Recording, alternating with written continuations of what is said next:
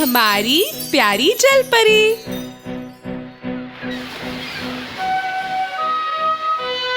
महासागर की गहराइयों में बहुत कुछ छिपा था जिसके बारे में कोई नहीं जानता था।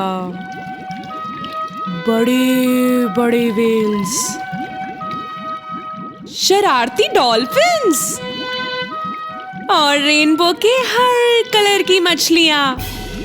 उससे भी नीचे जहां सूरज की किरण भी नहीं पहुंचती थी, वहां था डीप सी किंगडम। वहां के लोग अन्य प्राणियों के साथ बड़े ही प्रेम से रहते थे। वहां के बादशाह अपनी माँ और 6 बेटियों के साथ रहते थे और समुंदरों पर राज करते थे। बादशाह को अपनी बेटियों से बेहद प्यार था। उन्हें डर था कि कभी ना कभी जमीन के लोग उनकी बेटियों को नुकसान पहुंचाएंगे, इसलिए उन्हें पानी के ऊपरी हिस्से में तैरने की परमिशन नहीं थी। सागर के बाहर रहने वाले सारे मनुष्य बुरे हैं। वो लोग बुरे क्यों हैं डैडी? क्योंकि मनुष्य सागर को गंदा करते हैं और उसमें रहने वाले प्राणियों को मार डालते हैं। प्यारी जलपरी को जानना था कि जमीन पे रहने वाले लोग कैसे होते हैं। उसकी बहनों से सुनी हुई कहानियां काफी नहीं थीं।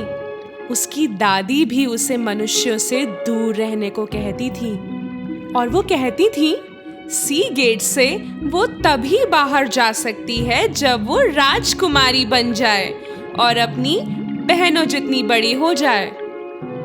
प्यारी जलपरी ने जब अपनी बहनों को बाहर जाते हुए देखा तो उसने भी ठान लिया कि वो भी बाहर जाएगी। पर कैसे? वो डॉल्फिन के साथ हिमरन व्हेल से मिलने गई। हिमरन को सी गेट के अंदर बाहर जाने की पूरी आजादी थी। उसने हिमरन को अपना पूरा प्लान बताया, पर हिमरन ने उसे मानने से मना कर दिया। भाई बादशाह से कौन पंगा लेगा? पर फिर उसे उसकी हालत पे दया आ गई और उसकी मदद करने को तैयार हो गई। हिमरन और डॉल्फिन सी गेट पर गए। उन्हें देख गार्ड्स ने उन्हें जाने दिया बिना किसी सवाल के। वहां से काफी दूर जाके हिमरन ने अपना बड़ा सा मुंह खोला और अंदर से निकली हमारी प्यारी जलपरी एरियल।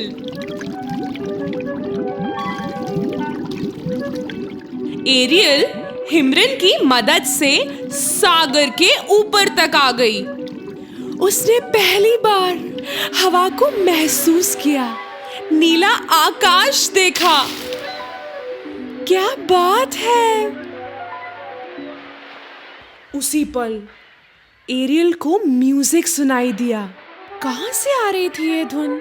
उसने देखा पास ही एक बड़ी सी शिप थी। उसने पहली बार एक शिप को देखा। ये शिप है ना? चलो चले। डॉल्फिन उसे कहती रह गई ना जाने को, पर वो दूर निकल गई थी। तेजी से जा रही थी वो शिप की ओर। ये शिप किसी बादशाह की थी। वो अपने बेटे प्रिंस एरिक का बर्थडे सेलिब्रेट कर रहे थे। वो अपने बेटे की शादी जल्द से जल्द करवाना चाहते थे, तभी तो सारी सिंगल प्रिंसेसेस को पार्टी में बुलाया गया था। ये तो प्रिंस है और मनुष्य भी। डॉल्फिन ने फिर से वार्निंग दी।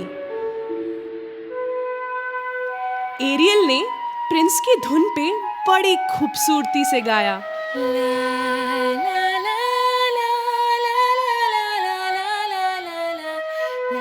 प्रिंस को आवाज बहुत अच्छी लगी, पर ये आ कहां से रही है?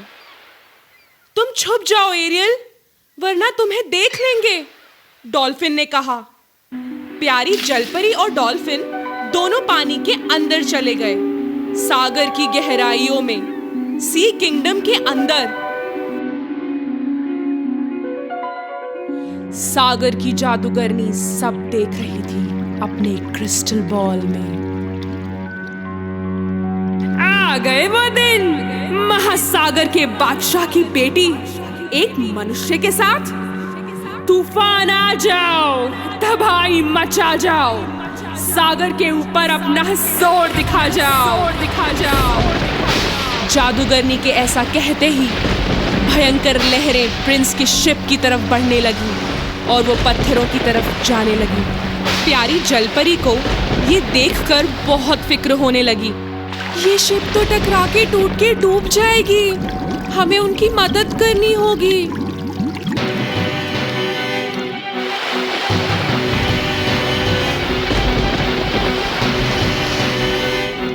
जलपरी को डूबे हुए शिप के पास तैरते हुए प्रिंस का फ्लूट मिलता है और फिर दिखते हैं प्रिंस डूबते हुए।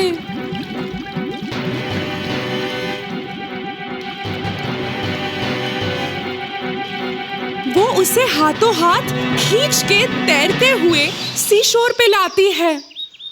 उठ जाओ, प्लीज उठो।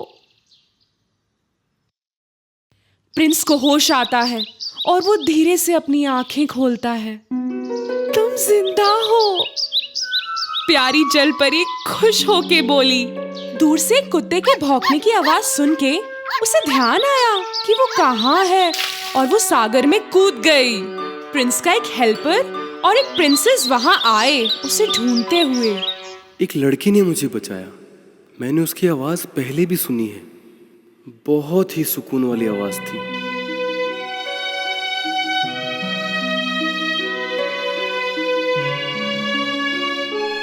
जलपरी वापस डीप सी किंगडम में आ चुकी थी।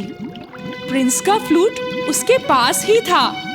उन्हीं के बारे में सोच रही थी वो। तभी बादशाह वहां आते हैं और उन्हें वो फ्लूट दिखता है। उसे देखते ही उन्हें पता लग गया कि ये मनुष्य का है।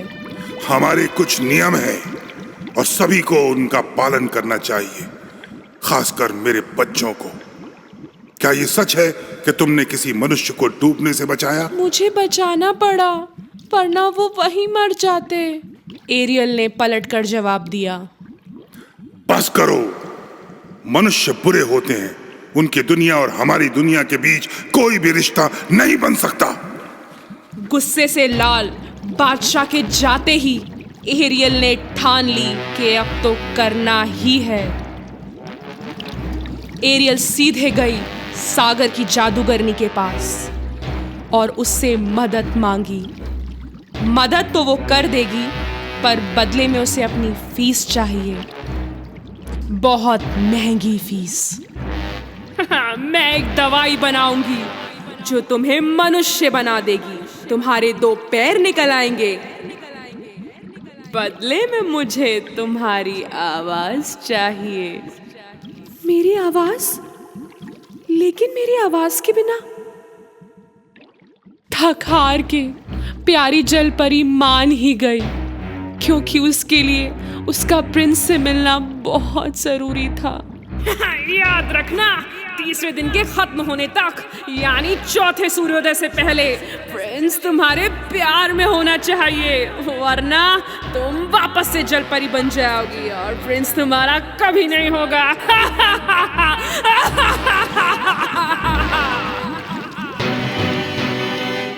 एरियल वो दवा घूंट घूंट कर पी गई। वो सागर के ऊपर की तरफ तैर के जाने लगी।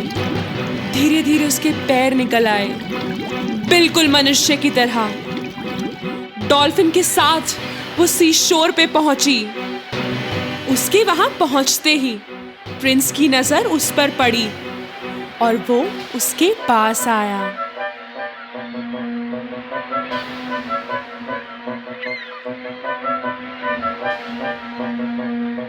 तुम कहीं मिले हैं ना हम? हाँ, बिल्कुल मिले हैं।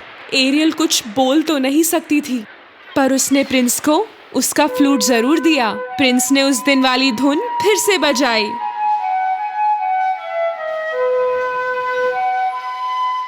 एरियल ने इशारा किया कि ये धुन उसने पहले भी सुनी है। यही बजाते हुए मैंने तुम्हें देखा था और तुम्हारी आवाज सुनी थी, और फिर तुमने मुझे डूबने से बचाया था।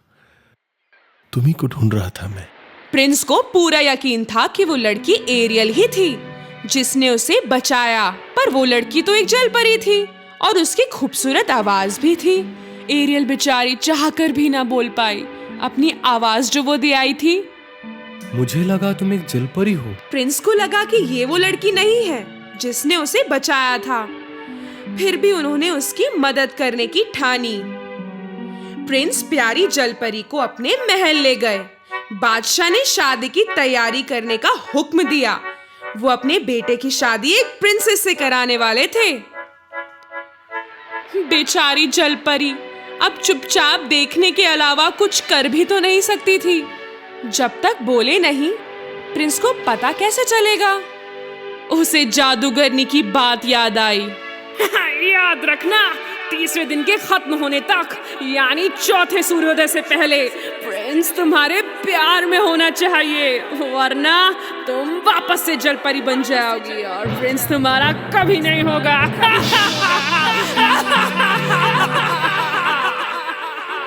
देखते ही देखते पहले 2 दिन बीत गए। अब तीसरा दिन आ गया। इस दिन बादशाह और उनकी बेगम अपने बेटे की शादी पड़ोसी राज्य की प्रिंसेस से करवाने निकल गए। बेचारी एरियल बोल ही ना पाई प्रिंस से कि वही है वो जिसे वो ढूंढ रहे थे। प्रिंस ने मान लिया कि जो भी उन्होंने देखा वो एक सपना था। एरियल की सिर्फ एक ही उम्मीद थी, प्रिंस के लिए उसकी चाहत। चौथे दिन का सूरज उगने वाला था। एरियल का रोना रुक नहीं रहा था और तभी कुछ जादू सा हुआ। पहले उसकी सभी बहनें आईं और फिर आई उसकी दादी माँ। मेरी प्यारी पोती, हम यहाँ आए हैं उस जादूगरनी की कैद से तुम्हें निकालने। और तभी उसके पिता महासागर के बादशाह प्रकट हुए। उनसे अपनी बेटी का गम सहा नहीं गया। एरियल, मेरी प्यारी बच्ची, तुम्हारी खुशी से बढ़कर मेरे लिए कुछ भी नहीं। जाओ मेरी बच्ची। बादशाह ने अपना त्रिशूल दादी माँ के हाथ में रखे एक शंख पर फिराया जिसमें एरियल की आवाज कैद थी और एरियल की आवाज लौट आई। थैंक यू दादी माँ, थैंक यू डैडी, आप लोग सब कितने अच्छे हैं। हिमरन वेल के पीठ पर सवार होके वो प्रिंस की शिप की तरफ रवाना हुई।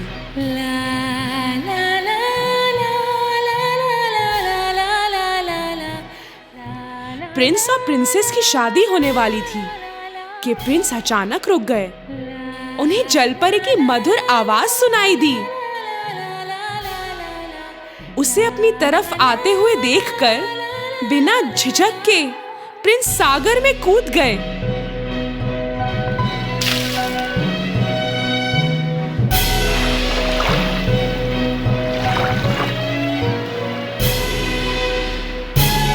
अपने दोस्तों और परिवारों की मदद से एरियल को उसकी आवाज वापस मिल गई और उसका प्रिंस भी।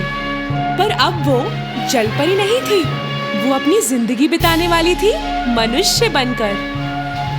एरियल और प्रिंस की दुनिया बसी दोस्ती, शांति और प्रेम के पैगाम के साथ जमीन और सागर के बीच।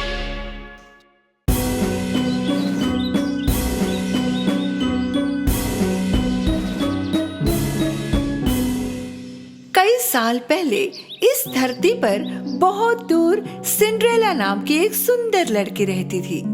सिंड्रेला की माँ को गुजरे बहुत साल हो गए थे। उसके पिता ने ही उसे पाल पोस कर बड़ा किया था। जब सिंड्रेला के पिता ने दूसरी शादी की तब उसके जीवन में बहुत बदलाव आया। उसके पिता की नई पत्नी और उनकी 2 बेटियां सौतेले पिता के घर रहने आए। पहली बार जब वे मिले तब से सौतेली माँ को सिंड्रेला एक आंख ना भाती थी।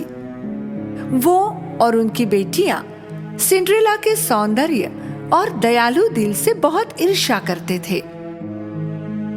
सिंड्रेला की बहन सिंड्रेला जितनी खूबसूरत नहीं थी। इतना ही नहीं, वो दोनों कठोर और बिगड़ी हुई भी थी। एक दिन किसी काम के कारण सिंड्रेला के पिता को लंबी यात्रा पर जाना पड़ा और यही वो समय था जब सिंड्रेला की सौतेली माँ और बहनों ने उसके जीवन को नर्क बना दिया। जब सिंड्रेला अपने बगीचे में अपने प्यारे पंछियों के साथ बातें कर रही थी, तब उसकी सौतेली माँ उसके पास आई। आज के बाद तुम इस अटारी में रहोगी, घर के सारे काम करोगी और मुझे तुम्हारा इन कपड़ों में घूमना फिरना बिल्कुल पसंद नहीं। सिंड्रेला को पता नहीं था इस पर क्या बोले। असहाय रूप से जैसा उसे कहा गया उसने किया। उसने अपनी चीजें उठाई और अटारी में चली गई। उस दिन के बाद से सिंड्रेला घर के सारे काम खुद ही कर लिया करती थी। वो बहुत थक जाती, लेकिन ना उसकी सौतेली माँ या उसकी सौतेली बहनों को उसकी दया आई। फर्श को दोबारा ठीक से साफ करो, क्या तुम्हें धूल नहीं दिखाई देती? तुमने अभी तक कपड़े नहीं धोए, मेरे पास पहनने के लिए कुछ नहीं। सिंड्रेला के पास चूहे और खिड़की पर आकर बैठने वाले पंछियों के अलावा कोई दोस्त नहीं था। सर्दी से बचने के लिए रात के समय सिंड्रेला नीचे चिमनी के पास जाकर सेक लेते लेते वहीं पर सो जाती है। ऐसे ही दिन गुजरते गए। एक दिन शहर में राज्य द्वारा एक घोषणा की गई। राजकुमार द्वारा महल में एक पार्टी का आयोजन किया गया है। शादी के लिए पात्र सभी लड़कियों को इस पार्टी में आमंत्रित किया जाता है। जैसे ही सौतेली बहनों ने ये बात सुनी, वो भागते हुए घर गई और अपनी माँ को बताया। पार्टी में आप दोनों ही सबसे सुंदर होगी। राजकुमार ने आप दोनों में से एक को ही चुनना चाहिए। इस तरह हम सभी महल में रह पाएंगे, है ना माँ? हमें तुम दोनों के लिए गाउन और जूते खरीदने होंगे। चलो खरीदारी करने जाते हैं। सौतेली माँ और बहनें बाहर चली गई। वहां खड़ी होकर ये बातें सुनने वाली सिंड्रेला उदास हो गई। कई दिन तैयारियां चल रही थी। सौतेली बहनों के गाउन सिलकर आ गए थे। हर दिन वो दोनों दर्पण के सामने खड़ी रहती और खुद को बताती, हम ही पार्टी में सबसे सुंदर लड़कियां होंगी।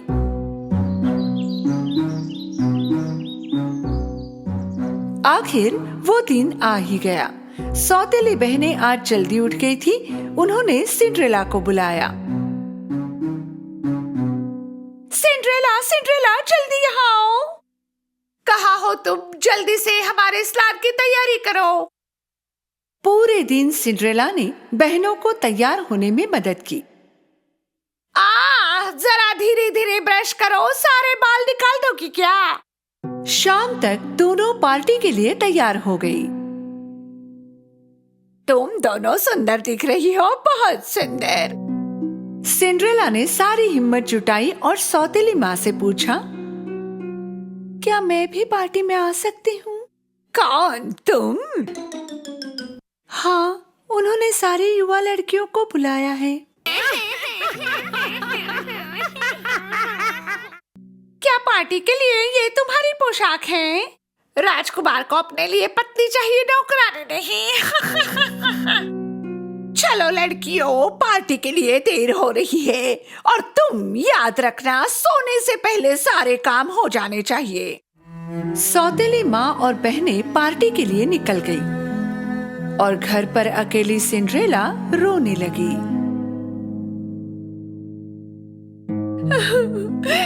मैं पार्टी में क्यों नहीं जा सकती? अगर आज मेरे माता पिता यहाँ होते तो ये सब नहीं होता।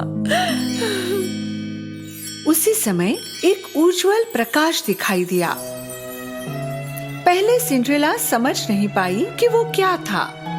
वो प्रकाश को एकटक देखी जा रही थी और अचानक प्रकाश के बीचों बीच एक खूबसूरत परी दिखाई दी। मेरी प्यारी सिंड्रेला, रो मत, तुम भी महल में पार्टी में जाओगी। सिंड्रेला को उसकी आंखों पर विश्वास नहीं हुआ। उसने हड़बड़ाकर पूछा, क्या मैं जा सकती हूँ? मेरी हालत तो देखो। चिंता मत करो, मैं हूं ना तुम्हारी मदद के लिए। मुझे एक कद्दू और 7 चूहे ला कर दो। सिंड्रेला को समझ नहीं आ रहा था कि उन्हें ये चीजें क्यों चाहिए, पर उसने वही किया जो उसे कहा गया। पहले वो रसोई घर में गई और बड़ा सा कद्दू ले आई। फिर वो अटारी में गई और अपने चूहे दोस्तों को लेकर फिर से नीचे आई। परी ने अपनी जादुई छड़ी से कद्दू को एक सुंदर बग्गी में बदल दिया। फिर वो चूहों की तरफ मुड़ी। उनमें से एक ड्राइवर बन गया और बाकी 6 सुंदर सफेद घोड़ों में बदल गए। आश्चर्यचकित सिंड्रेला बग्गी और घोड़ों को देख रही थी। तभी परी उसकी तरफ मुड़ी। जब उसने अपनी जादुई छड़ी से सिंड्रेला को छुआ, उसकी पुरानी ड्रेस एक खूबसूरत पार्टी गाउन में बदल गई।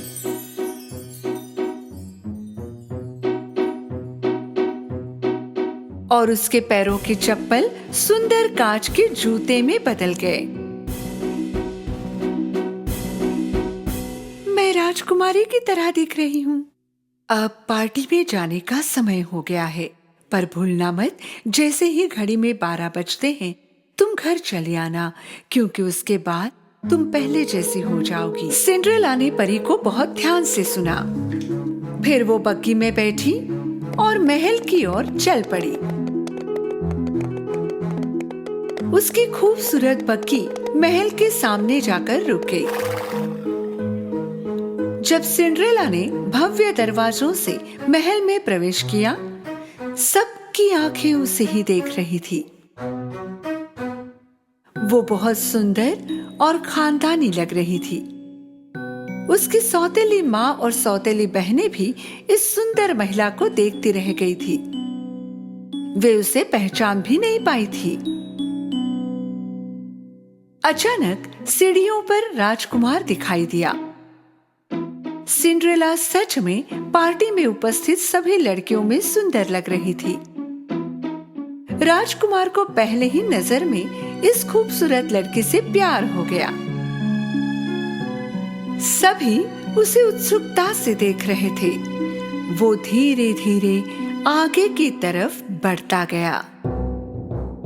सौतेली बहनें बहुत खुश हो गई कि राजकुमार उन्हीं की तरफ आ रहा है।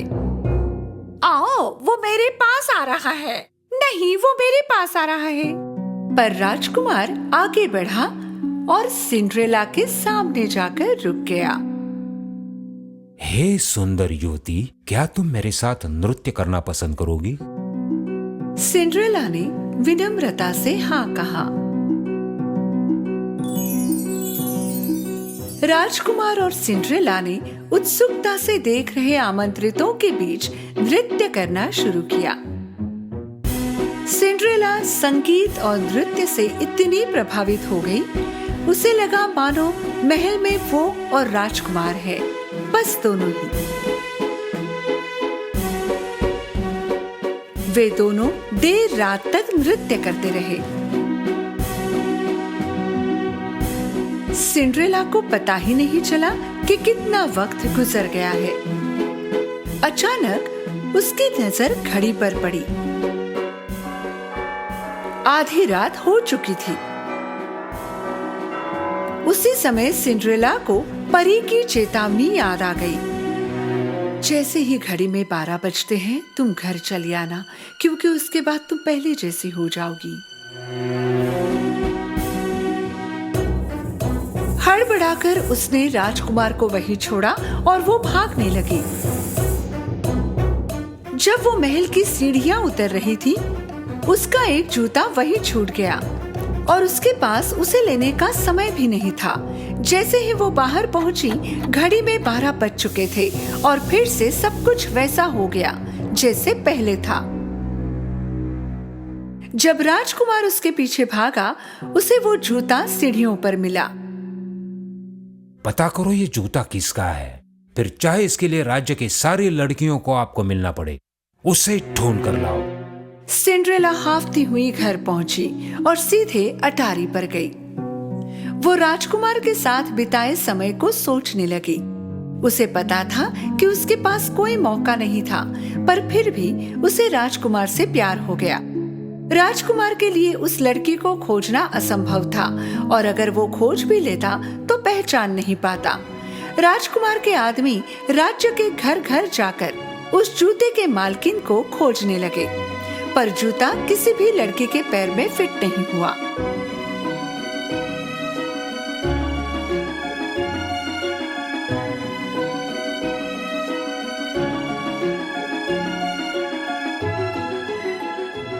अंत में राजकुमार के आदमी सिंड्रेला के घर पहुंचे।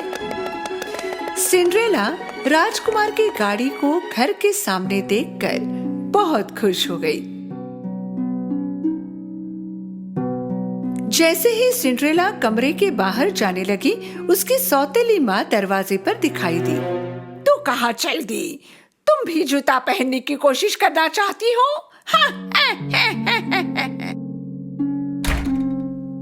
व्यंग्यात्मक हंसी के साथ सौतेली माँ ने अटारी का दरवाजा बंद कर दिया। नहीं, कृपा करके दरवाजा खोलो, कृपा करके प्लीज। कितनी दयनीय बात है। राजकुमार और तुम में क्या समानता होगी भला? आदमी ने पहले पतली बहन को जूता पहनाया, पर वो उसके पैर के लिए बहुत छोटा था। देखो, मेरे पैर में कितने अच्छी तरह से बैठ गया। फिर मोटी बहन ने कोशिश की, पर जूता उसके पैर में जा ही नहीं रहा था। शायद हमने दूसरे पैर में कोशिश की होती। उन्होंने कोशिश तो बहुत की, पर नाकाम रहे। सिंड्रेला ने खिड़की की तरफ दौड़ने की आखिरी कोशिश की, पर खिड़की बहुत ऊपर थी। वो रोने लगी। उसे रोता देख उसके चूहे दोस्त उसके पास आए। मेरी सौतेली माँ ने मुझे बंद कर रखा है, चाबी उसी के पास होगी। चूहा दरवाजे के नीचे से फिसलकर बाहर आया।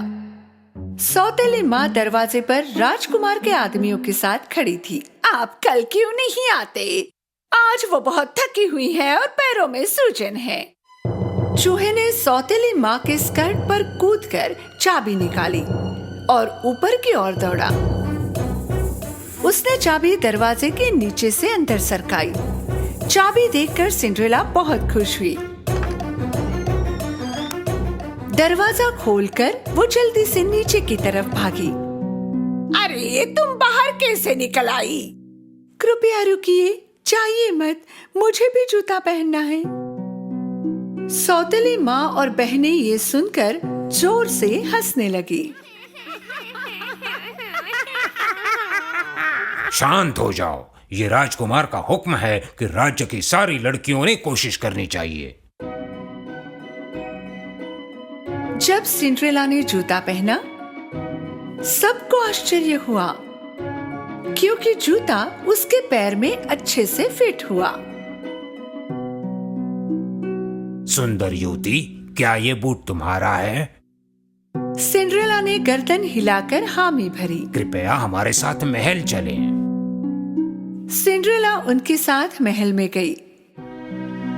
उन्होंने उसे राजकुमार के सामने पेश किया। जैसे ही राजकुमार ने सिंड्रेला की आंखों में देखा, वो जान गया कि उस रात उसने उसी के साथ नृत्य किया था। उसने सिंड्रेला का हाथ थामा। आखिर मैंने तुम्हें ढूंढ ही लिया। क्या तुम मुझसे विवाह करोगी? खुशी के आंसू भरे आंखों से उसने राजकुमार का प्रस्ताव स्वीकार किया। उन्होंने शादी की और खुशी से जीवन बिताने लगे।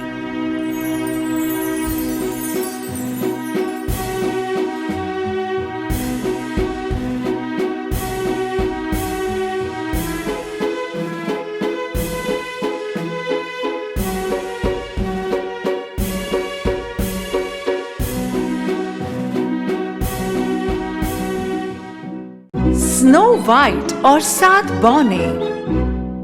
एक बार की बात है, एक दयालु रानी थी जो एक बर्फ से सफेद महल में एक मुग्ध वन में रहती थी। एक दिन बर्फबारी को देखते हुए रानी दिवा स्वप्न देख रही थी। बाहर बच्चे चिल्लाते हुए खेल रहे थे।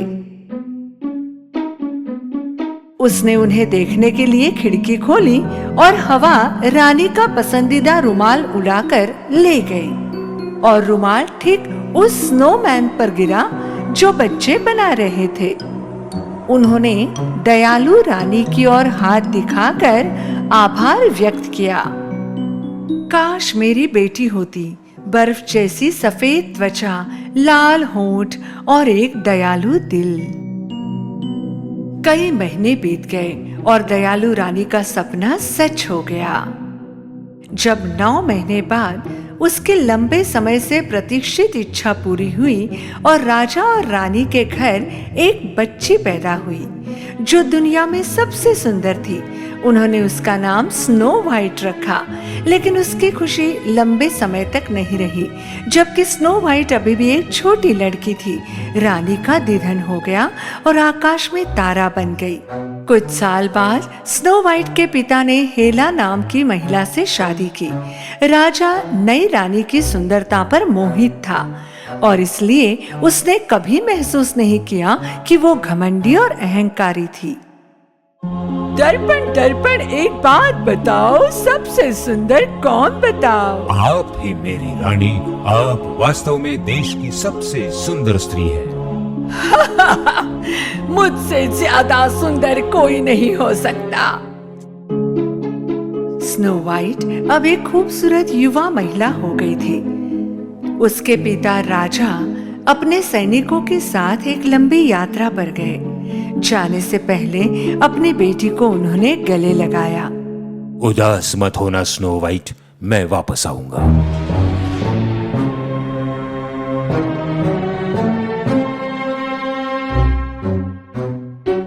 एक दिन दुष्ट रानी हेला ने उसके नौकर डंकों का निर्माण किया।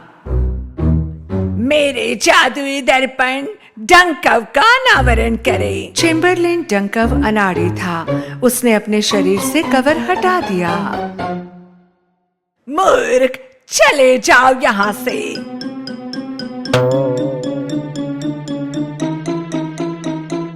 रानी ने खुद को आईने में देखा और फिर कहा, दर्पण दर्पण मुझे बता, सबसे सुंदर कौन है, क्या है पता? जादुई दर्पण ने उसे उत्तर दिया, इस भूमि पर मेरी रानी अब आप सबसे सुंदर नहीं है, स्नो वाइट सबसे सुंदर है। हेला बहुत क्रोधित हुई। ये हो नहीं सकता, मुझसे ज्यादा सुंदर कोई नहीं। पूरा महल उसके गुस्से से थरथराता हुआ लग रहा था और उसका दुष्ट दिल स्नो वाइट की सुंदरता को नष्ट करना चाहता था। उसने एक योजना बनाई और शिकारी को स्नो वाइट को जंगल में ले जाकर मारने का आदेश दिया। और मुझे उसका दिल ला कर दो।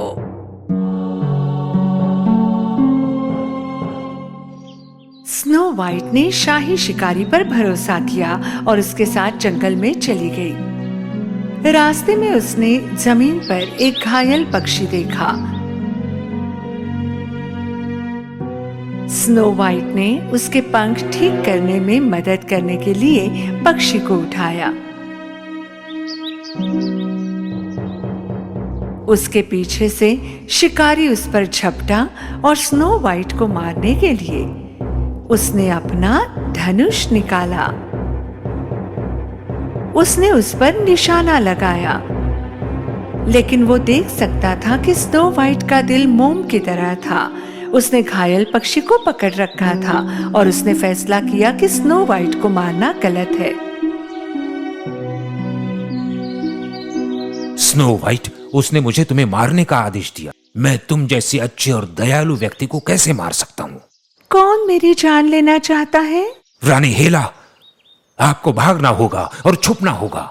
शिकारी ने झूठ बोलकर हेला को गुमराह करने का सोचा और स्नो वाइट के बदले एक जंगली सुअर को मार दिया ताकि वो हेला को सुअर का दिल दे सके और हेला को लगे कि स्नो वाइट मर चुकी है।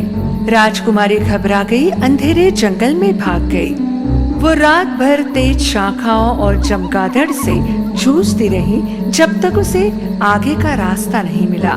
वो पेड़ से टकरा गई और ठंड अंधेरे से घिरे फॉरेस्ट में सो गई। जब शिकारी महल पहुंचा तो वो सीधा हेला के पास पहुंचा।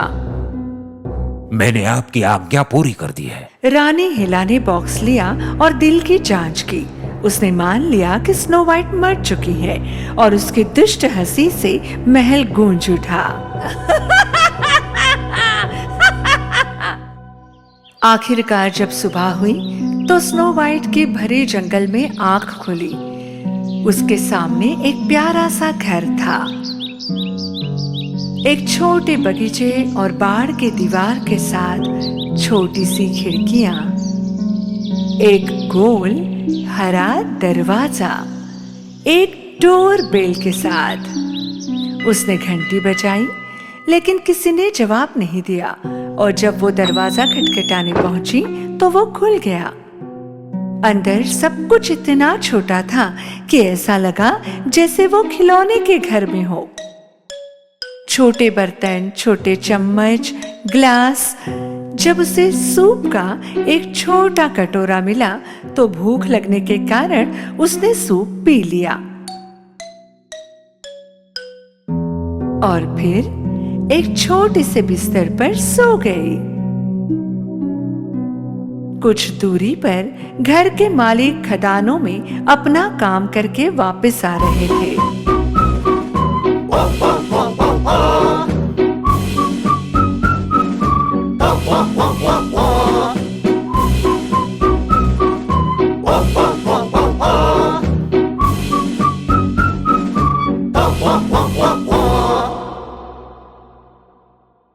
जैसे ही उन्होंने प्रवेश किया उन्हें लगा कि कुछ गड़बड़ है, इसलिए वे चुपचाप चले गए और फुसफुसाए। किसी ने मेरी रोटी खाई है, किसी ने मेरी प्लेट का इस्तेमाल किया है, कोई मेरे बिस्तर पर सो रहा है।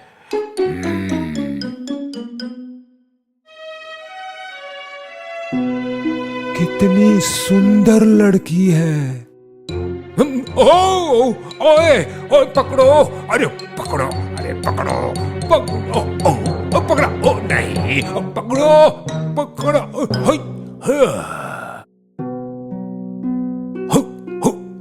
अब वो जाग रही है और ब्लैंकेट में छुप रही है।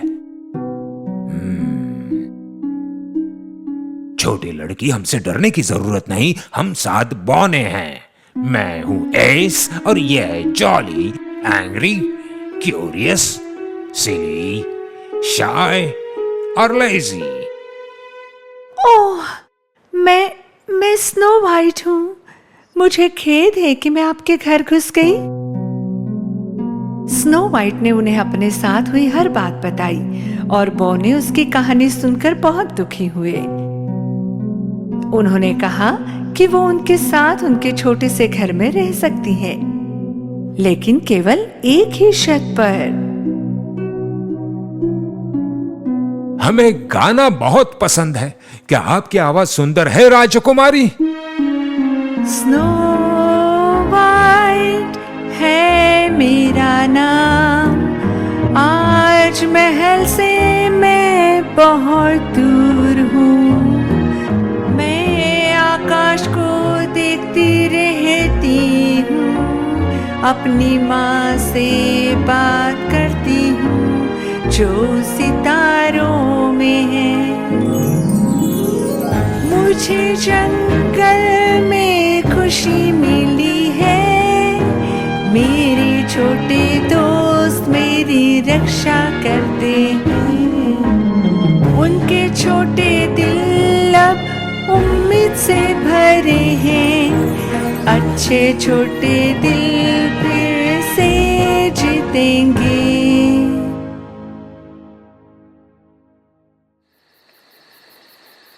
दूर एक और जमीन में एक युवा सुंदर राजकुमार था। उसका नाम एंटवान था। उसे रात में बाहर बैठकर सितारों को देखना बहुत पसंद था, जो उसे उसके लोगों की याद दिलाते थे। एक रात उसने तारों भरे आकाश में स्नो वाइट का चेहरा देखा और उसे लगा कि उसे खोजना चाहिए। एक परी ने उसे बताया कि वो खतरे में है और उसने उसे एक जादुई दिल के आकार का हार दिया। तो राजकुमार अंटवान अपने भरोसेमंद घोड़े पर बैठकर उस सुंदर चेहरे को ढूंढने निकला। यहाँ महल में दुष्ट हेला फिर से जादुई दर्पण के सामने खड़ी थी। डंकव, जादू दर्पण से पर्दा हटाओ, मुझे अपनी सुंदरता देखने दो। डंकव ने प्रवेश किया, लेकिन कवर दर्पण पर अटक गया था और उसने लगभग उसे खींच लिया। डंकव एक अनाड़ी सेवक था। हमेशा सबसे महत्वपूर्ण समय पर वो अजीब और अनाड़ी बर्ताव किया करता था। हेला लगातार उससे नाराज थी। जब डंकव निकल गया तो हेला ने फिर से दर्पण से पूछा कि वो कितनी सुंदर है। दर्पण दर्पण मुझे बता, सबसे सुंदर कौन है, तुझे पता? क्षमा करे मेरी रानी, लेकिन स्नो वाइट जो 7 बौनों के साथ रहती है वो इस देश में सबसे सुंदर है। नहीं नहीं, मुझे लगा कि स्नो वाइट मर चुकी है। हेला पूरी रात जागती रही। स्नो वाइट को एक बार हमेशा के लिए मारने के लिए उसने दुष्ट योजना बनाने का फैसला किया। सबसे अच्छा तरीका खुद का रूप बदलना होगा, इसलिए वो एक प्यारे से खरगोश में बदल गई। सुबह बौने काम पर चले गए। एक एक करके उन्होंने गाल पर स्नो वाइट को चूमा और खदान के लिए चल पड़े, एक चेतावनी देकर। अब राजकुमारी, अजनबियों के लिए दरवाजा मत खोलना, ये सुरक्षित नहीं है। जंगल शांत लग रहा था और स्नो वाइट ने बगीचे में फूलों को पानी देना शुरू किया। राजकुमारी ने बगीचे में बैठे एक छोटे खरगोश को देखा जिसे चोट लगी थी। उसने जाकर उसे उठाया और घर के अंदर ले आई। उसने खरगोश की चोट पर पट्टी बांधी और उसे बौने के बिस्तर पर धूप में आराम करने सुला दिया। बनी सोया हुआ लग रहा था, पर जैसे ही स्नो वाइट कमरे से बाहर गई, खरगोश ने अपनी आंखें खोली और कमरे में देखा। और फिर वो उछला उछला उछला और हेला में बदल गया। यही योजना उसने बनाई थी। उसने तकिए में बैंगनी जहर डाला, ये सोचकर कि राजकुमारी वहां सो जाएगी और जहर से मर जाएगी। स्नो वाइट बगीचे में काम करके इतना थक गई थी कि वो आराम करने के लिए अंदर आई। वो उस जहरीले तकिए पर अपना सिर रखने ही वाली थी स्नो वाइट। जब उसने सुना कि बौने घर आ गए हैं। राजकुमारी उनसे दरवाजे पर मिली और रात के खाने के बाद उन्होंने रात भर नृत्य किया। फायरप्लेस के सामने स्नो वाइट सो गई और उसने जो भी किया अच्छा किया, क्योंकि इसके कारण वो जहरीले तकिए पर सोने से बच गई। जब हेला अपने महल में लौट आई तब डंकव उसके दरवाजे की रखवाली कर रहा था। ये सोचकर कि उसकी योजना सफल हो गई है, वो जादुई दर्पण के सामने चली गई। दर्पण दर्पण मुझे बता, सबसे सुंदर कौन है पता? मेरी रानी, स्नो वाइट जो 7 बौनों के साथ रहती है वो आपसे अधिक सुंदर है। नहीं नहीं नहीं नहीं, मुझे इस दुनिया में सबसे सुंदर होना है। मैं स्नो वाइट को मारने की योजना बनाऊंगी। कुछ दिन बाद जब बौने खदान में काम कर रहे थे, स्नो वाइट बौने के फटे हुए कपड़ों की सिलाई कर रही थी और फिर उसने दरवाजे पर एक दस्तक सुनी। दरवाजा 3 बार खटखटाया। स्नो वाइट ने दरवाजे के माध्यम से देखा कि कौन है, और ये एक बूढ़ी बदसूरत महिला थी जिसके पास सेब की एक आप कौन है? मैं एक विक्रेता हूँ। मेरे पास बहुत स्वादिष्ट सेब है, क्या आप खाकर देखना चाहोगी? स्नो वाइट को पहले दरवाजा खोलने से डर लग रहा था, लेकिन उसे लाल सेब बहुत पसंद थे। ये लो। इसका आनंद लो मेरी सुंदर बच्ची, मेरी तरफ से।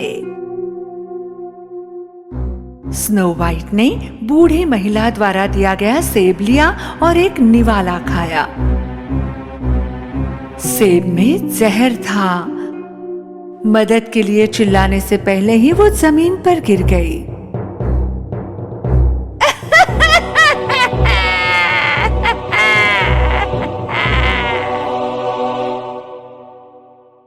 सड़क के ठीक नीचे राजकुमार एंटवान ने अपने घोड़े को एक पेड़ की छांव में विश्राम के लिए बांध दिया।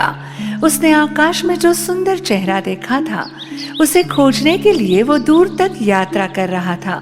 सड़क से कुछ दूर उसने एक बूढ़े व्यक्ति को अकेले चलते देखा। वो उससे बात करने जा रहा था, तभी अचानक वो दुष्ट रानी हेला में बदल गई। राजकुमार और उसका घोड़ा स्तब्ध रह गया और उसने पता पूछने का इरादा बदल दिया। देर रात जब बौने घर आए तो उन्होंने देखा कि स्नो वाइट अभी भी फर्श पर बेजान पड़ी है। वे बहुत दुखी हुए और उनके दिल के टुकड़े टुकड़े हो गए। उन्होंने एक सुंदर कांच का ताबूत तैयार किया और उसे देश की सबसे लंबी नदी तक पहुंचाया, ताकि राज्य के सभी लोग उसकी सुंदरता के बारे में जान सके। नीचे की तरफ राजकुमार नदी के किनारे अपने घोड़े पर यात्रा कर रहा था और उसने नाव में कांच के ताबूत को देखा। उसने लड़की के चेहरे को पहचान लिया। राजकुमार बहुत दुखी हुआ, फिर भी उसने ताबूत के कवर को खोला। उसने अपनी जेब से स्टार डस्ट हार लिया और इसे राजकुमारी पर रख दिया। अलविदा राजकुमारी, हमेशा सितारों की तरह चमकती रहना। लेकिन राजकुमार ने हलचल देखी। स्टार डस्ट हार जादुई था और उसे आकाश में देखे गए चेहरे की खोज के लिए पुरस्कृत किया गया था। स्नो वाइट पुनर्जीवित हुई। जब उसने अपनी आंखें खोली तो उसके सामने उसे जीवन दान देने वाला एक सुंदर राजकुमार खड़ा था, जिसे देखकर वो आश्चर्यचकित रह गई। जब वे किनारे पर आए तो स्नो वाइट के महल पहुंचे तो उसने और राजकुमार एंटवान ने राजा को सब कुछ बताया। जब राजा को पता चला कि रानी हेला ने स्नो वाइट के साथ क्या किया है, उसने उसे राज्य से निकाल दिया। राजा ने जादू के दर्पण और हेला की सभी वस्तुओं को महल के तहखाने में बंद कर दिया।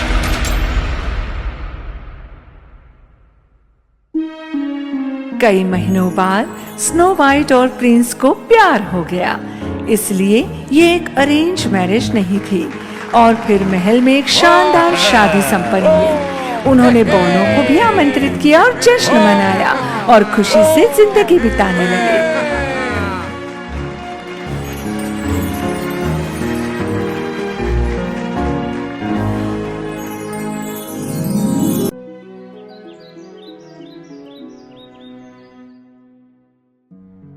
एक बार एक दूर देश में एक चुड़ैल रहा करती थी। उसकी उदासी की वजह थी कि उसे बच्चा नहीं हो सकता था।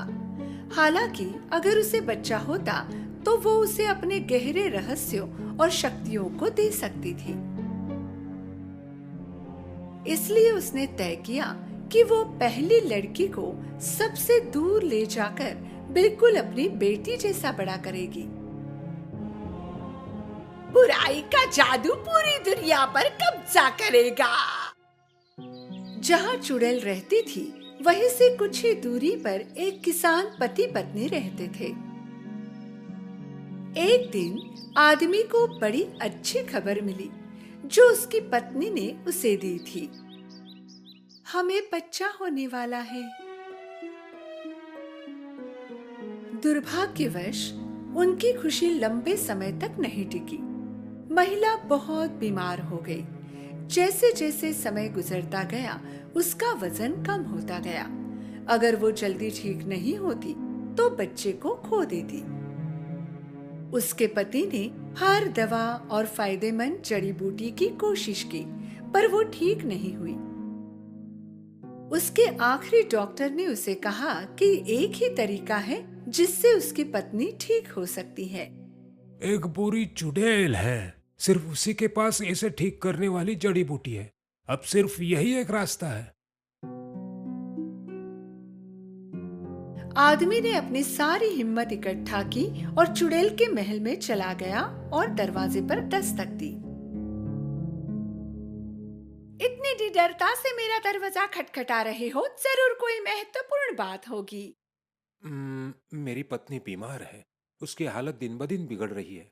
मैंने सुना है कि केवल आप ही के पास उसके उपचार की जड़ी बूटी है। अच्छा, पर मैं तुम्हारी मदद क्यों करूं? मैं विनती करता हूँ, कृपया मेरी मदद कीजिए। मेरी पत्नी पेट से है। अगर मैंने उपचार नहीं किए तो मैं दोनों को खो दूंगा। उसकी स्थिति के बारे में सुनकर चुड़ैल ने अपना मन बदल दिया और उसकी मदद करने का फैसला किया। यदि तुम ऐसा कहते हो तो मैं तुम्हारी मदद करूंगी। चुड़ैल ने उसे उपचार की जड़ी बूटी दी।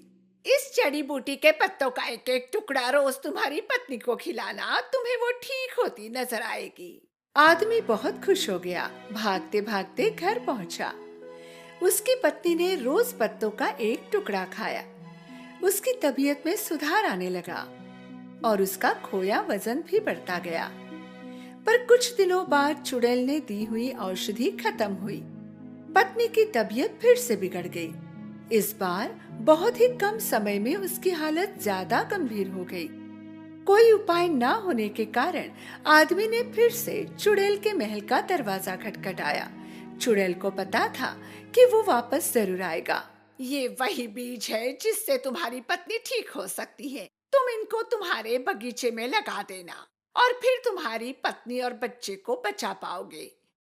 पर मेरी एक शर्त है, अगर तुम्हें बच्ची होती है तो तुम उसे मुझे दोगे। मैं ऐसी शर्त कभी नहीं मान सकता। तो जाओ यहाँ से। चुड़ैल ने उसके मुंह पर दरवाजा बंद किया। दुखी होकर आदमी घर वापस आ गया। वो अपनी पत्नी को कुछ भी बता नहीं सकता था। जैसे जैसे दिन गुजरते गए, पत्नी की हालत बिगड़ती गई। अब बच्चे को भी खतरा बढ़ गया था। आदमी की रातों की नींदें उड़ गई थी। अगर वो चुड़ैल की शर्त नहीं मानता तो वो पत्नी और बच्चा दोनों को खो देता। पर अगर वो शर्त मान लेता है और अगर उसे बेटा पैदा होता है तो उसकी पत्नी और बच्चा दोनों बच जाते। इसीलिए उसने अपना मन बना लिया और चुड़ैल के महल में गया। उसने चुड़ैल की शर्त मान ली और बीज लेकर घर गया। चुड़ैल ने दिए हुए बीज उसने अपने बागीचे में बो दिए। बीज बहुत ही कम समय में उग गए। आदमी ने अपनी पत्नी को बागीचे में उसने उगाए हुए पत्ते खिलाए। जैसे दिन बीतते गए, उसकी पत्नी ठीक हो गई और उसने एक स्वस्थ बच्चे को जन्म दिया। पर आदमी को अब डर सता रहा था। ये एक सुंदर बच्ची है। उसी दिन राजमहल में एक उत्सव मनाया जा रहा था। रानी ने एक बेटे को जन्म दिया था। राजा बहुत खुश था क्योंकि अब उसके बाद उसका राजकुमार था जो भविष्य में राजा बनता। राज्य की जनता बड़े दिल वाले राजा और रानी से बहुत प्यार करते थे। किसी को पता नहीं था कि भविष्य में एक दिन इन दोनों बच्चों के जीवन मिलेंगे। पति पत्नी की खुशी ज्यादा दिनों तक नहीं टिकी। उसी दिन चुड़ैल आई और बच्ची की मांग की। पति पत्नी ने भारी मन से बच्ची चुड़ैल को सौंप दी। मेरी बच्ची वो अब मेरी बच्ची है, पर फिक्र मत करो, मैं उसका अच्छे से ख्याल रखूंगी। मैं उसे रापुंज़ेल नाम देती हूँ। चुड़ैल बच्ची को लेकर जंगल में चली गई, जहाँ उसका बहुत बड़ा टावर था। चुड़ैल सीढ़ियों से टावर के बहुत ऊपर चली गई। वो आखिरी मंजिल के एक कमरे में पहुँचे। चुड़ैल ने बच्ची को उसके पालने में रखा। रापुंज़ेल, मेरा सुंदर बच्चा। चुड़ैल को ही अपनी माँ मानकर रपेंज़ेल ने उस टॉवर में अपना जीवन जीना शुरू किया। दिन के समय रपेंज़ेल टॉवर से नीचे उतरकर महल के सामने खेला करती और रात को दोबारा टॉवर के आखिरी मंजिल पर अपने छोटे से कमरे में लौट आती। चुड़ैल ने रपेंज़ेल के सुनहरे बाल कभी नहीं काटे। वो रोज उसके बालों में अच्छे से कंघी करती। छोटी बच्ची को ये बहुत पसंद था। दिन गुजरते गए। रपेंज़ेल अब बड़ी हो गई थी और अब वो किशोरी बन गई थी। एक दिन चुड़ैल टॉवर के पास गई और रपेंज़ेल को बाहर बुलाया। रपेंज़ेल, मेरी बच्ची, अपने सुनहरे बाल नीचे फेंको। रपेंज़ेल ने उसके सुनहरे बाल नीचे फेंके। उसके बाल अब नीचे तक पहुंचने लगे थे। बहुत अच्छे। चुड़ैल टॉवर की सीढ़ियों तक पहुंच गई। फिर आखिरी सीढ़ी पर खड़े होकर उसने कुछ जादुई शब्द बोले और सीढ़ियां गिरने लगी।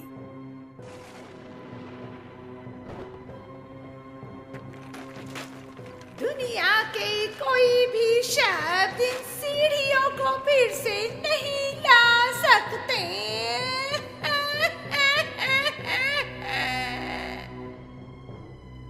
आश्चर्य के साथ जो भी हो रहा है उसे देखकर रपेंज़ेल जान गई थी कि वो टावर से नीचे कभी नहीं उतर सकती। चुड़ैल रोज टावर से नीचे उतरने के लिए रपेंज़ेल के बालों का इस्तेमाल करती और शाम को भी वो टावर के नीचे आकर रपेंज़ेल को पुकारती। रपेंज़ेल, तुम्हारे बाल नीचे आने दो, तुम्हारी माँ आई है। उसकी आवाज सुनकर रपेंज़ेल अपने बाल नीचे छोड़ती और उसी के सहारे चुड़ैल ऊपर आ जाती। माँ, तुम मुझे टावर के बाहर क्यों नहीं जाने देती? तुमने मुझे यहाँ क्यों रखा है? मेरी प्यारी बच्ची, मैं तुम्हें बहुत प्यार करती हूँ, इसलिए तुम्हें दुनिया की बुराई से बचाना चाहती हूँ। रपेंज़ेल सारा दिन गाने में और जो पंछी उसके खिड़की पर आते उनसे बात करने में बिताती थी। दूसरी तरफ जो बच्चा उसी दिन राजमहल में पैदा हुआ था वो भी अब जवान हो गया था। राजा अब बूढ़ा हो गया था और वो चाहता था कि उसका जवान बेटा उसकी गद्दी संभाले, राजकुमारी से शादी करे और उसे पोता दे। अन्य राज्यों की कई राजकुमारियां महल में आकर जाती, पर राजकुमार को कोई भी उसकी पत्नी के रूप में नहीं भाई। आखिर राजकुमार एक लंबी यात्रा पर निकल पड़ा अपने असली प्यार की खोज में। जब वो जंगल के पास पहुंचा जहां टावर छुपा था, उसने अपने आदमियों से पूछा, मैं इस जंगल में कभी नहीं गया, चलो इस जंगल से गुजरते हैं, शायद हमें कोई अच्छा रास्ता मिल जाए। राजकुमार, ये जादुई जंगल है, सुना है कि जो भी इसके अंदर जाता है वो लौट कर नहीं आता। ऐसा तुम कह रहे हो, क्या पता कोई अफवाह हो, खुद जाकर देखते हैं। राजकुमार और उसके आदमी ने जंगल में प्रवेश किया। राजकुमार को खुद पर भरोसा था, पर उसके आदमी को नहीं। कुछ देर बाद उनको टावर दिखाई दिया जहां रपेंज़ेल रहती थी। फिर उन्होंने रपेंज़ेल का गाना सुना।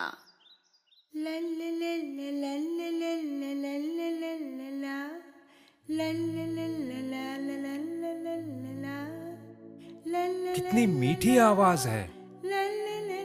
टावर के नजदीक पहुंचकर राजकुमार ने उसका गाना सुना और कुछ देर तक उसकी सुंदरता निहारता रहा।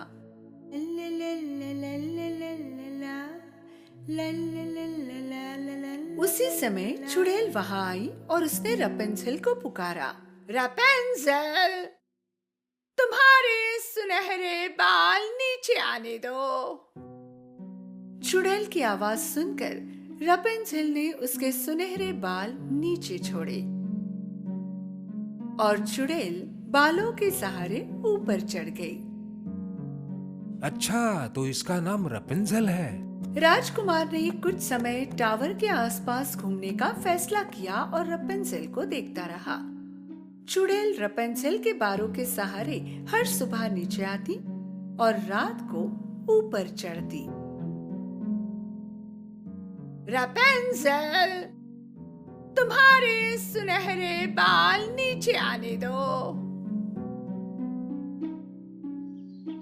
आखिर एक दिन राजकुमार ने अपना सारा साहस जुटाकर, जब चुड़ैल वहां नहीं थी, टावर के पास गया और पुकारा, रपेंजेल, रपेंजेल। रपेंजेल पहली बार उसकी माँ के अलावा किसी और की आवाज सुन रही थी। पहले वो संकोच कर रही थी, लेकिन बाद में वो बहुत उत्सुक थी देखने के लिए कि कौन हो सकता है। इसलिए उसने खिड़की के नीचे देखा। उसने देखा एक नौजवान नीचे से उसको देख रहा था। तुम कौन हो और तुम मेरा नाम कैसे जानते हो? मैं इस साम्राज्य का राजकुमार हूँ। मैंने तुम्हारी अद्भुत आवाज सुनी है और मैं तुमसे मिलना चाहता हूँ। मुझे अनजाने लोगों से बात करने की अनुमति नहीं, कृपया चले जाओ। तुम्हें मुझसे कोई खतरा नहीं, मैं वादा करता हूँ। कृपया नीचे आओ ताकि हम बात कर सकें। मैं नहीं आ सकती, यहाँ सीढ़ियाँ नहीं हैं। उसी समय रपेंजेल ने माँ को आते देखा। जल्दी से यहाँ से चले जाओ, माँ ने तुम्हें नहीं देखना चाहिए। राजकुमार तुरंत पेड़ के पीछे छिप गया। टावर के पास पहुंचकर चुड़ैल ने पुकारा और रपेंजेल के बालों के सहारे ऊपर चढ़ गई। राजकुमार रोज आने लगा। अब वो दोस्त बन चुके थे और वो भी जान चुकी थी कि उसे राजकुमार से कोई खतरा नहीं, इसलिए उसने अपने बाल नीचे छोड़े। राजकुमार ने उसके सुनहरे बालों को पकड़ा और ऊपर चढ़ गया। रपेंजेल बहुत उत्सुक थी। उसने पहले कभी कोई आदमी नहीं देखा था और आज राजकुमार उसके सामने खड़ा था। तुम्हारी माँ ने तुम्हें इस टावर में बंद करके क्यों रखा है? माँ मुझे कहती है कि ये दुनिया बुराई से भरी है। वो मेरी रक्षा करने की कोशिश कर रही है। लेकिन ये हास्यास्पद है। क्यों एक माँ अपनी बेटी को ऐसी जगह पर बंदी बना कर रखेगी? हाँ, ये सच है कि दुनिया में बुराई है, पर फिर भी सुंदरता भी तो है ना। रपेंजेल ये देखने के लिए उत्सुक थी कि क्या राजकुमार जो कह रहा है वो सच है, और वो भी बाहर की दुनिया देखना चाहती थी। आखिरकार उन्होंने अपना मन बना लिया और साथ में भागने का फैसला किया। उस रात जब चुड़ैल टावर पर पहुंची, उसने रपेंजेल के बाल नीचे छोड़े हुए देखे। रपेंजेल ने मुझे आते हुए देख लिया, इसलिए बाल नीचे छोड़ दी। टावर चढ़ने के बाद उसने क्या देखा? रपेंजेल के बाल काट कर खिड़की से बंधे हुए थे और रपेंजेल कहीं नहीं थी। उसे पल में एहसास हुआ कि रपेंजेल भाग गई।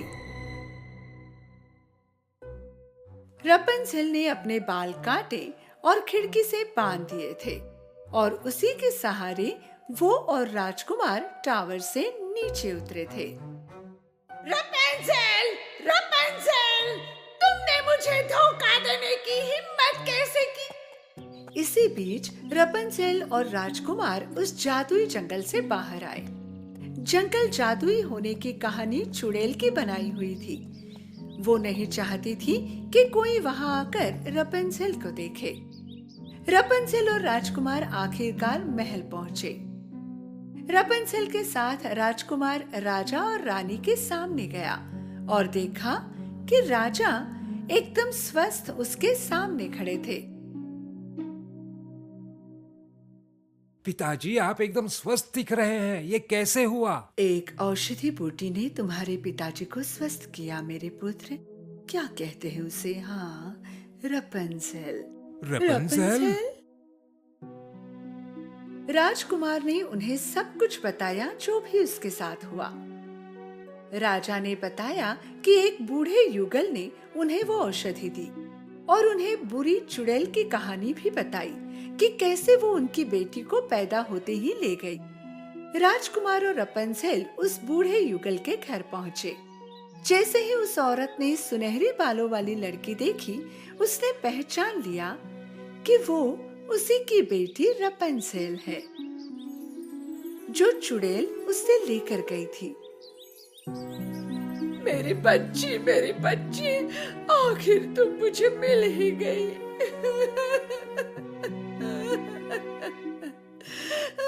शुरुआत से पूरी कहानी सुनकर रपुंज़ेल ने अपने माता पिता को अपना लिया। राजकुमार और रपुंज़ेल का विवाह हुआ और वे खुशी खुशी रहने लगे। तो टावर में फंसे चुड़ैल के साथ क्या हुआ? राजा ने चुड़ैल को पकड़ा और उसी टावर में कैद किया और टावर के नीचे सैनिक तैनात किए ताकि चुड़ैल वहां से ना भाग पाए। चुड़ैल के साथ ही उसके गहरे जादुई रहस्य भी गायब हो गए।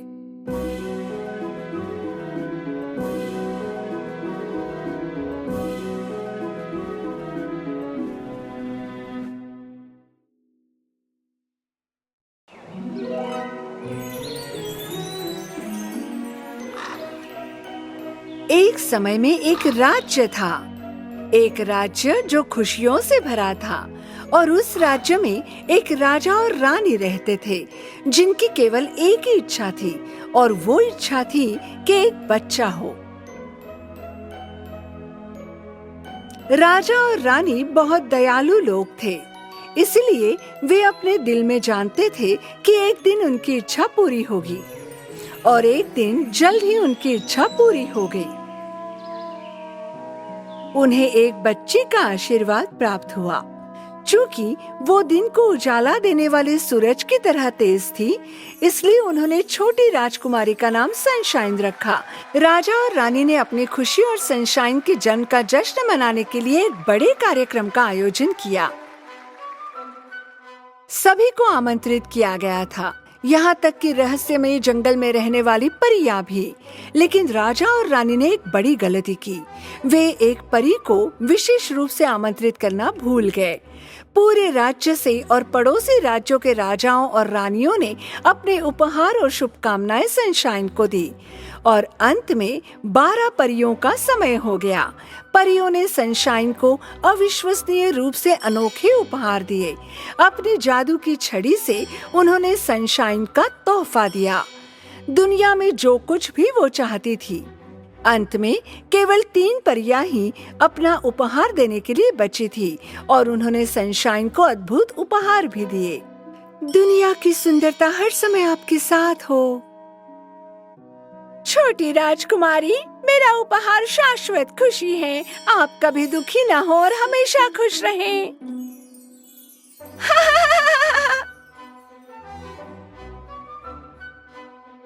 जब आखिरी परी अपना उपहार पेश करने जा रही थी, कुछ बहुत अप्रत्याशित हुआ। पूरा बॉल रूम अचानक हरे धुएं में ढक गया था।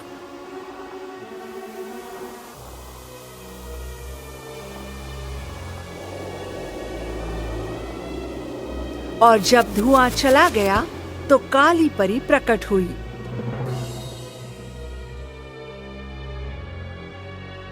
राजा ने इस खूबसूरत समारोह को भंग करने वाली परी कौन है ये पूछा।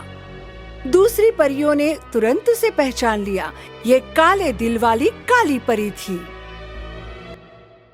तो मैं देख रही हूँ कि सभी को आमंत्रित किया गया है। राज्य के सभी लोग आपके मित्र, राजा, रानियां और परियां। लेकिन दुर्भाग्य से मुझे आमंत्रित नहीं किया गया। राजा ने उनके असभ्य व्यवहार के लिए क्षमा मांगी। ठीक है, मैं इस खूबसूरत छोटी राजकुमारी को अपने एक अनोखे उपहार के बिना नहीं रहने दूंगी।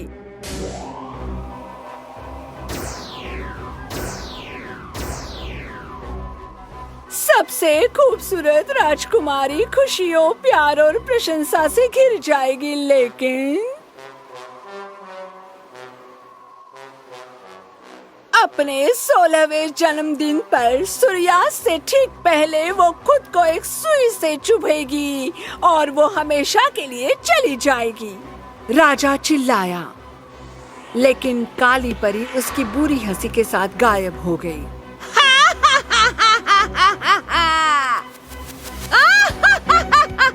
ये उपहार देने की अंतिम परी की बारी थी।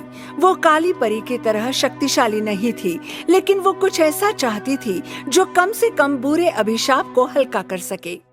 मैं श्राप को रोक नहीं सकती, लेकिन मैं परिणाम को प्रभावित कर सकती हूँ। श्राप सामने आने पर तुम मरोगी नहीं, लेकिन गहरी नींद में सो जाओगी और सच्चे प्यार के चुंबन के साथ जाग जाओगी। यही मेरा उपहार है।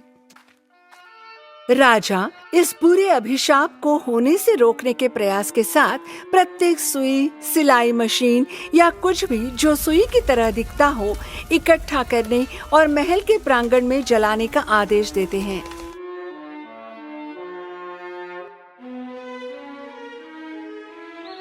परियों के उपहारों के साथ राजकुमारी सनशाइन एक सुंदर और दयालु बच्चे के रूप में बड़ी हुई। एक दिन उसके पिता राजा ने 3 परियों को सनशाइन की देखभाल करने और उसकी रक्षा करने का आदेश दिया, जो उनके लिए एक कठिन कार्य साबित हुआ, क्योंकि सनशाइन 3 परियों के अलावा किसी के संपर्क में नहीं रहती थी। सनशाइन बड़ी होकर अपने अभिभावक परियों के साथ एक बहुत ही खूबसूरत युवा लड़की बन गई। आखिरकार वो दिन आ गया। ये प्रिंसेस सनशाइन का 16वां जन्मदिन था। काली परी का श्राप सामने आने से पहले सूर्यास्त होने तक ही था। राजा और रानी ने श्राप को होने से रोकने के लिए सब कुछ किया, लेकिन अभी भी वे चिंतित थे, ये कैसे होगा। उन्होंने सुंदर राजकुमारी को बचाने के लिए उसे एक कमरे में बंद कर दिया, लेकिन क्या चल रहा था इसका कोई अंदाजा न होने के कारण सनशाइन बंद होने से खुश नहीं थी। अचानक दीवार में एक दरवाजा दिखाई दिया। सनशाइन उस दरवाजे से मंत्रमुग्ध थी, जिसे उसने पहले कभी नहीं देखा था, और उसने दरवाजे के पीछे से अजीब आवाजें सुनी। जिज्ञासु और इस बात से अनभिज्ञ कि क्या होने वाला है, वो दरवाजे में दाखिल हुई। जिस कमरे में उसने प्रवेश किया, वहाँ एक महिला दरवाजे की ओर पीठ करके सिलाई कर रही थी, और सनशाइन मंत्रमुग्ध होकर सिलाई मशीन की ओर चली।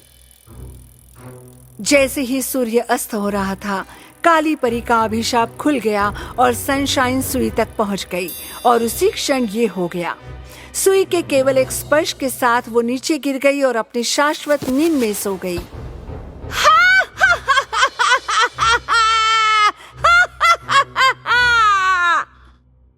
और इस तरह से सूर्यास्त के समय सनशाइन के 16वें जन्मदिन पर काली परी का जादू चला। उन्होंने उसे सबसे सुंदर पोशाक पहनाई और फूलों की सेज पर लिटा दिया। तो उन दिनों की शुरुआत हुई जब सनशाइन को स्लीपिंग ब्यूटी के रूप में जाना जाने लगा। राजा और रानी दर्द को रोकना चाहते थे, इसलिए उन्होंने सभी को महल में सुलाने का फैसला किया, जब तक कि राजकुमारी जाग न जाए।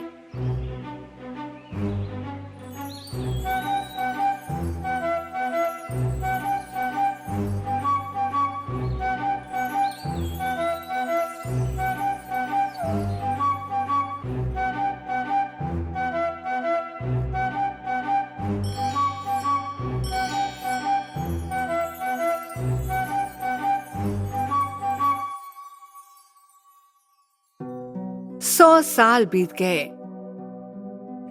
एक दिन एक सुंदर राजकुमार पास से गुजर रहा था और उसने देखा कि महल कांटेदार झाड़ियों और आइवी से ढका हुआ है। उसके आदमियों ने महल और सोने की सुंदरता के बारे में कहानियां सुनाई। इससे राजकुमार उत्तेजित हो गया, इसलिए उसने महल में जाने का फैसला किया। झाड़ियां बहुत मोटी थी और कांटों ने इसे पार करना लगभग असंभव बना दिया, इसलिए उसने अपनी तलवार खींची और झाड़ियों को काटकर अपना रास्ता खोजना शुरू किया। अपना रास्ता काटते हुए वो आखिरकार दरवाजे पर आया और उसने देखा कि दरवाजे पर 2 पहरेदार सो रहे थे।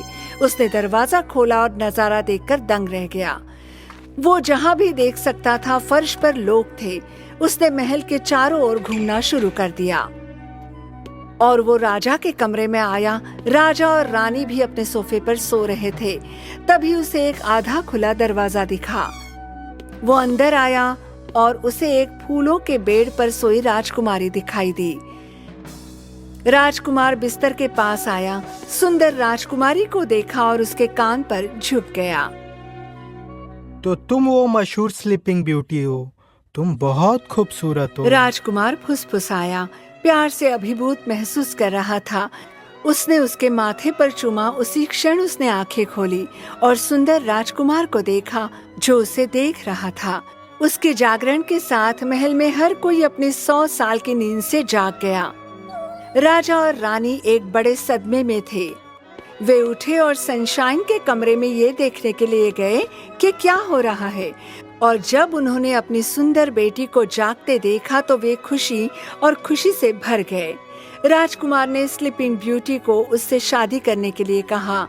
राजकुमारी उसे देखकर मुस्कुराई और उसका प्रस्ताव स्वीकार कर लिया। और निश्चित रूप से राजा ने उस राजकुमार को अपना आशीर्वाद दिया जिसने इस राज्य को बचाया। समारोह सुंदर था जो कभी नहीं देखा था। वो सभी खुशी से रहने लगे।